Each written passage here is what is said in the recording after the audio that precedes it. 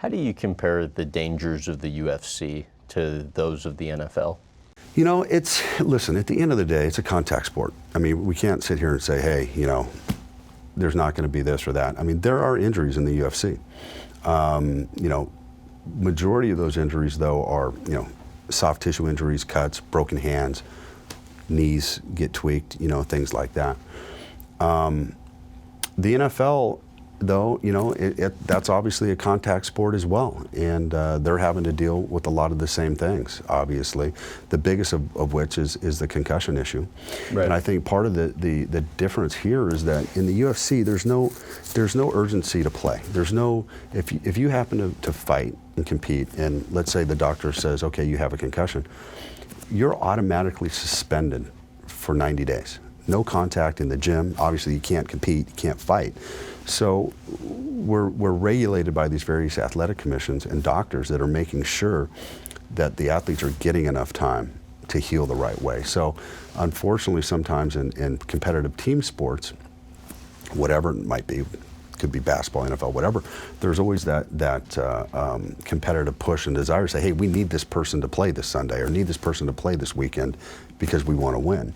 And I think that's what they're having to figure out how to balance, and obviously they're doing a much better job at it. But I think that's where the difference lies, is that, you know, it's a singular sport, it's not a team sport. You're not relying on one person for the rest of your team. It's a different animal that we're dealing with. I was talking to somebody about this the other day, and their kind of argument to what the UFC said on that to date has been, well, yeah, you know, they're saying all the right things now, but it's easy to say now when the league's still young before there's that long period of time where research can be done. How do you respond to that? You know, at the end of the day, we've embraced all of that. I mean, we're not running away from it. We're not hiding it.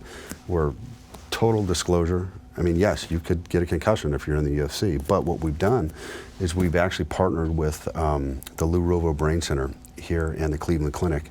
The Brain Center's here in Las Vegas in association with the Cleveland Clinic, and are funding brain studies and putting our athletes through these studies so that they can have the best resources, make sure they get a baseline for where they're at so they can compare over time. Has there been any changes?